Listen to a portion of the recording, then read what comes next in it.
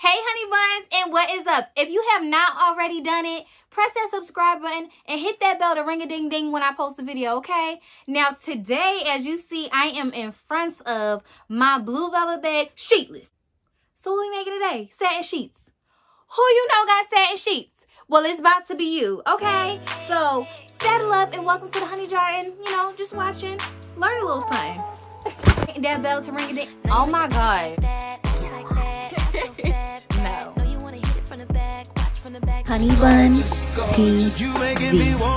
Spend this money, gorgeous, all on you, girl. Okay, so you're gonna need a measuring tape, you're gonna need some scissors, and you are going to need some satin fabric, right? But depending on your measurements, that will tell you how much satin fabric that you will need.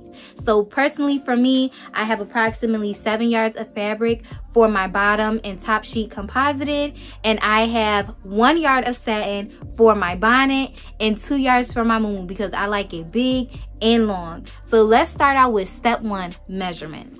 Measuring, you want to do length, width, and height. As you can see here, I'm measuring the top to the bottom of the bed, then the side, and now I'm measuring the height, how high it is, which was 12, but I like to add on an inch and or an inch and a half to give me wiggle room. Another item that you need that is very essential for this project is elastic.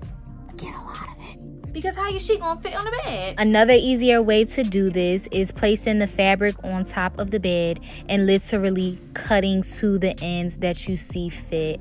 If you don't have a measuring tape or anything like that, this can be helpful and useful, or if you just want to double check.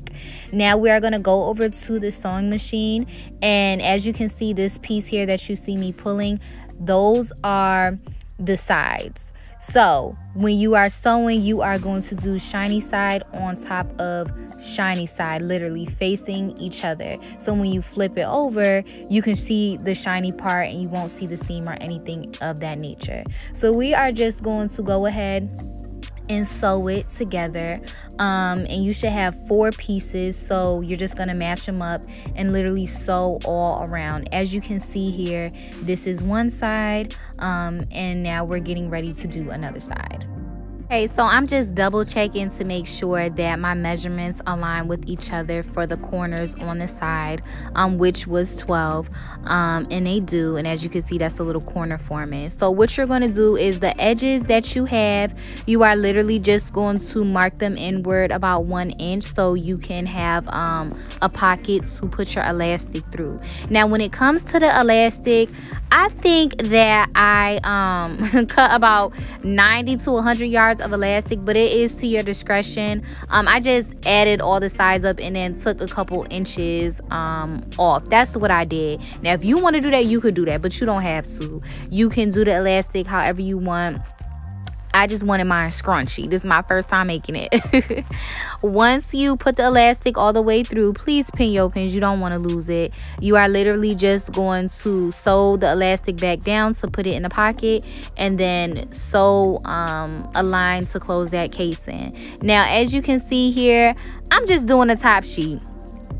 I don't even sleep with a top sheet. But I'm just marking and sewing the ends of them so they could look really nice and they won't look frail and unfinished and undone, because I cut these a little bit choppy, I ain't even gonna lie.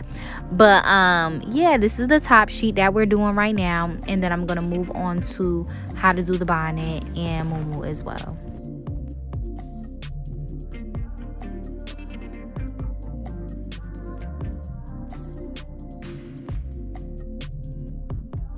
Okay, so now I am getting ready to put the sheets on the bed and put my bonnet and muumuu on, and baby, I'm finna go to sleep.